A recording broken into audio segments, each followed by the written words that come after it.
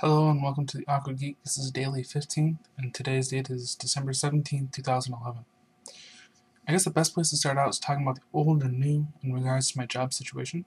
Just yesterday, I graduated from the JRC training, so I am now technically a JRC employee. I have to complete 2 overnight training shifts before I'm, I guess, technically able to work any other shifts, but I'll actually be working these full shifts as an employee, and I'm getting my full pay as opposed to what was happening in training. So that's awesome. I'm really excited.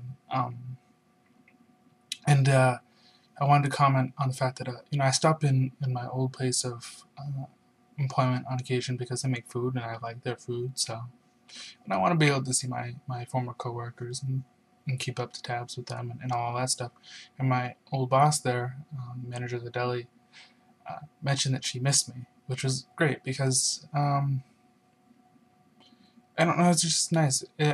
She didn't, explain it like, like I missed your work or anything like that. Which I sort of get the feeling that, that my work was appreciated and that my personality was appreciated. So that sort of whole package as an employee is missed, and that was really cool. And it sort of gives me a little bit of confidence going into this new job that, if I do everything right and I don't screw up, that I can really do well because I work hard and I try to have a good positive disposition, so people tend to enjoy working with me, and that's what I got from it. Hopefully that's true because I want to be someone that people want to work with, and I want to be someone that people feel like works hard and does what he needs to do. Let's see here. After the 2 overnight training shifts, I have like 30 days where I can sort of make small, minor mistakes. Obviously, any major mistakes would get me fired or whatever, but small, minor mistakes I can make and they won't go on my evaluation record.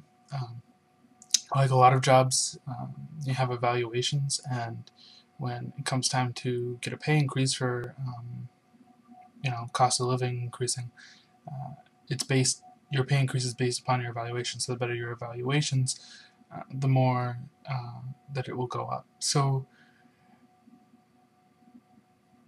making even a bunch of little small mistakes can actually hurt you in the long run. But for the first 30 days, I'll be exempt from that, and I'll, as long as those small mistakes are reported, I see them and then take them in to training and get myself retrained, get that signed off, then I'll be forgiven for those small mistakes, which is cool, pretty cool. And then after that, I have another 4.5 months where I'll be sort of in the probationary period. After 3 months, so in another 2 months or whatever, I'll be able to get insurance and whatnot, but I won't be able to get things like direct deposit and sort of all the final benefits of employment there until after 6 months. So um, it won't be for another 5 months or so that I'm like really a full-fledged employee and I'll have actually made the cut, so to speak. I'm definitely excited because the new job offers me a lot of potential. Not only is there a lot of career growth, but even just working hard in the position that I'm in, I can take a lot of overtime shifts if I feel like it. If I feel like I'm not particularly busy and I want to work some overtime, they'll probably actually ask me quite often if I want to work overtime. But I can also take things like sleep aid shifts, which is essentially getting paid to sleep. Um, you have to do a few things before you go to bed, and then you have to wake up somewhat early and get the students ready. But other than that, you actually do get to sleep, but you're woken up if a crisis happens or you're needed for some reason. So it's not like you're getting paid only to sleep. You do have to do stuff, and it's potential that you could lose out on your sleep because of it. But it's sort of worth the trade-off, the risk there, to get paid for that. So especially when it comes to this overtime, because I guess the way that they do it with overtime is, you get paid $8 an hour for sleep aid. It's a little bit less than getting your normal pay, but if it's overtime, so if you're doing all your normal shifts and then you pick up a couple sleep aid shifts, it's overtime. If you work 40 hours, then it's calculated. The overtime pay is actually calculated based off of your actual rate of pay. So it would be calculated off of my $15.50 an hour instead of $8 an hour. And then I believe my sleep aid pay for overtime would be something like $14 an hour, whatever. And it's not the time and a half I would get for a full shift, which would be pretty awesome. I think it's way over $20, which would be amazing, but it's still pretty damn good for being able to sleep for a few hours and do a small amount of work, not bad.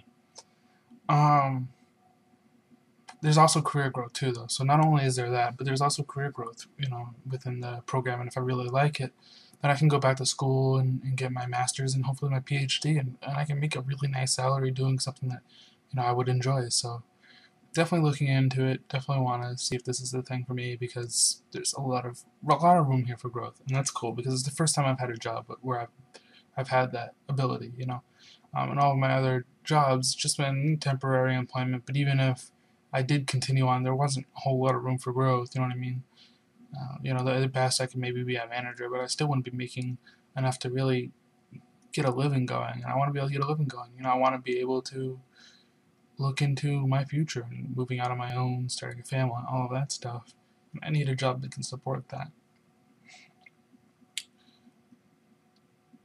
I'm briefly going to mention friends again. I'm probably going to mention friends a lot because my friends are important to me, even if I'm not the most social of people, and oftentimes I forget about my friends when I shouldn't.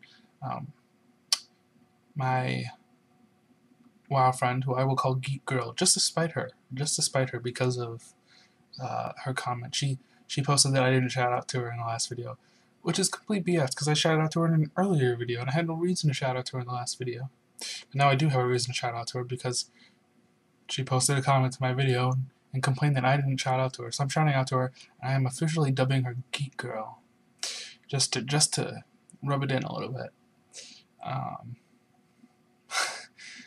And let's see. Oh, so this daily was also supposed to be posted yesterday, but that didn't happen because I was sort of tired and didn't get to it until too late, and then I really couldn't do it. So I did it today.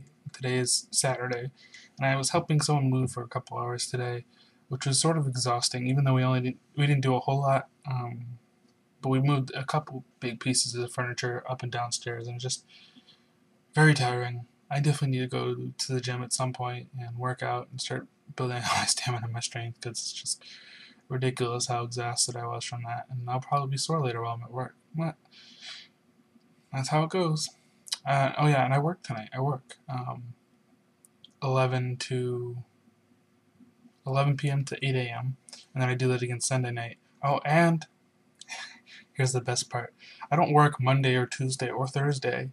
I could possibly pick up shifts on those days. But I work 24 hours starting 7:30 Wednesday morning. So I go into work at 7:30 Wednesday morning, and I don't get out of work. I literally do not get out of work. There's no time in between shifts. I literally have shift after shift after shift until 8 a.m. on Thursday. So I'm just not going to exist on Wednesday. That's just what's going to happen. I'm just going to wake up, get ready for work, and then just phase out of existence for an entire day, which is sort of weird.